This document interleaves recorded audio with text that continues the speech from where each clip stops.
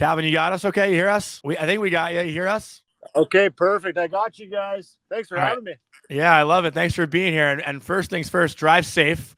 Don't get distracted by us. But I think I'm good. We got a little morning rush hour here in Edmonton, but I love it. I want to no police escort for you. Come on. I mean, definitely not for me, at least. Maybe a couple guys. I want to lead off with this, Calvin. I don't know if this is a storyline that's been talked about amongst the room, but we're going to talk about it right now. You were called up on November 8th. Knobloch was hired on November 12th. Who's more responsible for the Oilers' turnaround this year? Let's go with me, but I just can't say that with a straight face. No, it was really good timing for me, obviously, getting that opportunity when the team was struggling at the start of the year. But the job that Knobber's done has been unbelievable. Obviously, he's pushed all the right buttons, and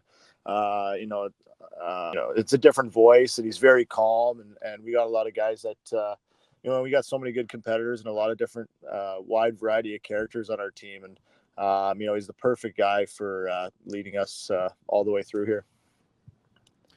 Calvin, I want to ask you about your relationship with Stuart Skinner, because I think, we talk a lot about the job you did when you came in. You won a couple of big, you had a couple of really big moments in the playoffs. You win the game. You kind of steadied the ship and almost propped your partner back up. And these goaltending relationships are always really fascinating to me, because you guys have to be each other's biggest support staff and also biggest competition by nature. So what is that relationship like with you and Stuart Skinner? Yeah, no, it's good since day one. Obviously, he's been the guy throughout the whole year, but I've had a lot of good opportunities to play some games. And then I'm down in the series in Vancouver, and I got that good opportunity to play game 4 and played well. And game 5 went pretty well too, but I don't know if you can really say I kind of turned it that series around, because I put Skins back in the net, having him needing to win 2 in a row. But no, it was a good opportunity for me. We bounce things off each other every day. We have a good working relationship, me, him, and Dustin Schwartz. And I can take things from him, he can take things from me. I'm a little bit smaller. I tend to use my battle level and compete to get around the crease a little bit. Very technical, and he's definitely gotten that battle level going right now. So it's been really good people. That's the easy thing to work with for sure. Calvin, anyone who knows your story knows you are a battler. I mean, you just mentioned it. Your battle level is kind of your bread and butter, right? That's kind of what you're known for. But, I know when the puck is dropped for the Stanley Cup Final, everything's going to be a little more intense. But with everything that's going on surrounding this and just your overall journey the past month, you go on After Hours, Hockey Night in Canada, a great interview. Are you enjoying and soaking in everything that comes with this, prior to the Stanley Cup Final actually starting? It's been an awesome.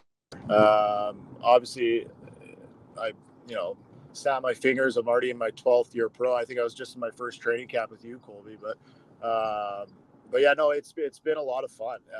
I think I'll look back on it and realize how cool it was. When I'm in the moment here, it's just kind of going to work and teammates and having fun doing it. But yeah, no, there's been a lot of good moments over the course of the year, and I've always believed I could play at this level. Obviously, one thing leads to another. You kind of bounce around, and you kind of, there's times where you can lose confidence in yourself. But when I got called up again this year, it was, I mean, what's the worst that could happen? I get sent down again. I've been sent down a million times. Might as well go down swinging. So I'm grateful for the opportunity, and I'm grateful to play behind such a good team at Edmonton.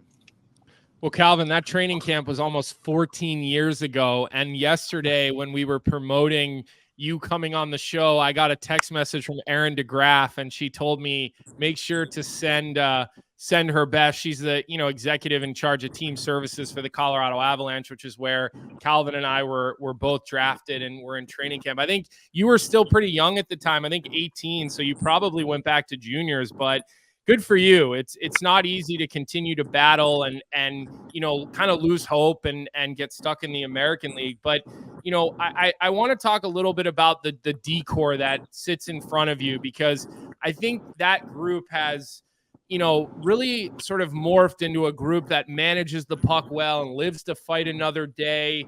What are you seeing when you've been in the crease in front of this group, whether it's playoffs, regular season? Do you feel like there's a little bit of a difference in their mentality of the way they need to win hockey games this time of year?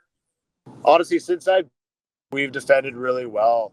That's kind of what got us out of the hole. I think a couple of years past, we kind of outscored our problems. Obviously, I wasn't here, but that just, viewing it from the outside. And, Nobber took over and really instilled a defensive mindset. And, our decor stayed really, tight-knit and intact. It's been the same 6-7 guys basically the whole year. And like I said before, it's definitely the most defensive team I've played on at this level, and everybody knows what they need to do. And we have our offensive guys, we have our defensive guys, and everyone knows their job. And you can see it watching through these playoffs how well we've defended, and that's what's going to take off.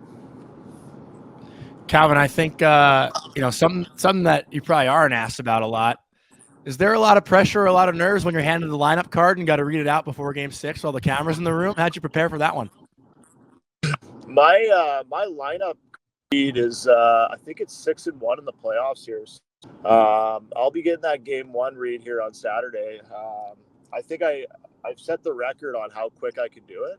I don't know if you guys have seen it, but it doesn't take me more than about 6 or 7 seconds. Plus, it's pretty easy when they just roll out 97's line and Ekholm and Bush on the back end. So kind of got it memorized at this point. Colby does a bet of the day that might be affected knowing that you're 6-1 with the lineup read and you're getting it on Saturday. That might change our bet. We're gonna be texting you, asking you if you're reading the lineup card to find out who's doing it. The last one for me that I have for you, Calvin, a little more on the personal side. Your brother was an NHL drafted goalie.